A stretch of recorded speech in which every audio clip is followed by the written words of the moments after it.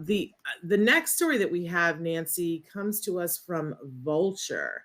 Yeah, I'm not familiar And with Vulture. Are you familiar with Vulture? I was not familiar with Vulture, but I gotta say, I sometimes will just tell you guys, here's something that's a really good read, and I thought this was a really good read. Did you think so? I thought it was a really good read. Yes, very in-depth article on recent on-screen depictions of ASD. Yeah, the title of it is "You Don't Have to Be a Superhero." And the subtitle, as you said, recent on-screen depictions of an autistic adults reflect our growing understanding of a lifelong condition. It's written by Brady Gerber, who identifies themselves as being on the spectrum. And I gotta say, if a lot of us as parents are always saying, well, I wish I could be in my kiddo's head and I wish I could know what they were thinking. And we get to hear from Brady Gerber what they're thinking about how autism is depicted. But Brady also interviews a lot of really amazing people that I was not necessarily aware of, individuals on the spectrum who are working in the media as reporters. And I just thought it was a really interesting, balanced, it's very opinionated piece, but with justification and lots of interesting info, in-depth Lots of info. interesting info about specific shows. And I think what was great about this article is that it indicates that we're in the midst of what they call a quiet sea change in the world of autism on screen. So overall, very positive about some of the depictions on screen. And we have Rosie Lott saying hello now. Hello, Rosie. Hello, Rosie.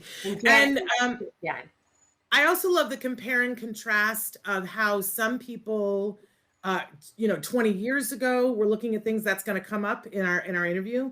But when Rain Man was the only thing out there, and how that was looked at, and now comparing and contrasting Hannah Gadsby, which if you guys have not watched Douglas on Netflix, I'm just going to tell you, well, you got to put it on the agenda. You be prepared, because there will be some things that have the potential to be very triggering on it, but it's a must see. Have you seen it, Nancy? No, I have not. I was not aware of Douglas. When did you watch it, Shannon? Oh my gosh. We talked about it about a year ago on the regular autism-live. Hannah Gadsby is a very talented stand-up comedian who is unlike anyone else that's out there. I absolutely adore her. And she does shows, and when she does them, she names them. And so there are a lot of them, but Douglas is the one that was really groundbreaking, got her very noticed. In it, she identifies as being someone on the spectrum, but she takes stand-up comedy and takes it to a place that has changed stand-up comedy. So it's definitely something, it has very much influenced all of I think the women in comedy. It's earth-shattering. And of course we have reached, watch it. Yeah, you got to watch it, but it is triggering. I got to warn people in a lot of different ways, but so worth the effort if you're in the headspace to see that. And funny, and sheds light on what it's like to be an adult woman with autism, which I think is an important viewpoint. And she shares things that are funny, but what I love, and they point out in this article, is that the autism is not the butt of the joke. She is not the butt of the joke, and how important that is for people to see that. I will tell you, we've reached out many times to Hannah Gadsby to see if she would be on the show, and this is not her, she's not interested in being here. And I completely respect and understand that. But I just want to say we love her. And I love that this author compared and contrast how Hannah Gadsby is portraying autism in the media versus how Sia portrayed autism in the media, and the differences between, and that Sia's is much more of a portrayal that feels like it's from perhaps a decade ago, and that the media has moved on.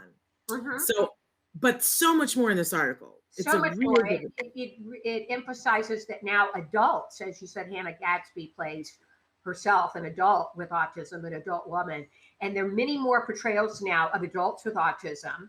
And in the article is also Jason Katims. We'll all remember him from the series Parenthood. And a lot of series and specials used to deal with children, specifically younger children, and now we see that an evolution of that.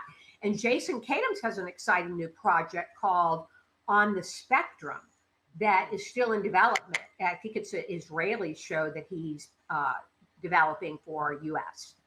Yeah, I know that they were in development way before COVID, and I don't know how much COVID has slowed down that show, but it was a very big deal before COVID because they were casting, and there's a large number of individuals on the spectrum in the cast, and they were looking for actors. You know, we've had like one actor here playing one role and another actor here, and everyone, like, then we got to Atypical, and we had a group of like 4 or 5 that were part of the group, the social group that he was going to. But this is the first show that is centered, that I'm aware of, that is centered on a fictional show centered on a group of people on the autism spectrum. And of course, you know, it's in good hands with Jason Katims. We're huge fans of his. So we'll look forward to that. But definitely go to Vulture and read this article if you've got the time. I don't think you'll be sorry. I think it's important information for all of us to read. Whether you agree with everything in it, I think it is. We always say here that, you know, it's so important that we hear from our adults who are on the spectrum, because their viewpoint is absolutely critical to everything that we do. So I loved it. Thank you to Brady for doing that for us.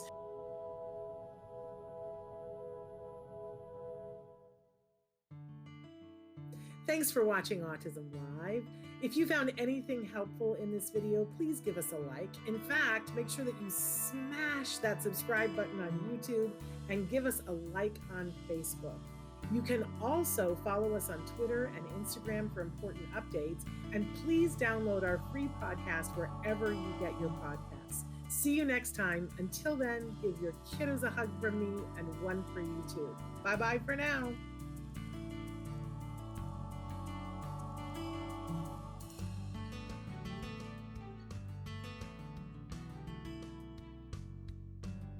To subscribe, click here.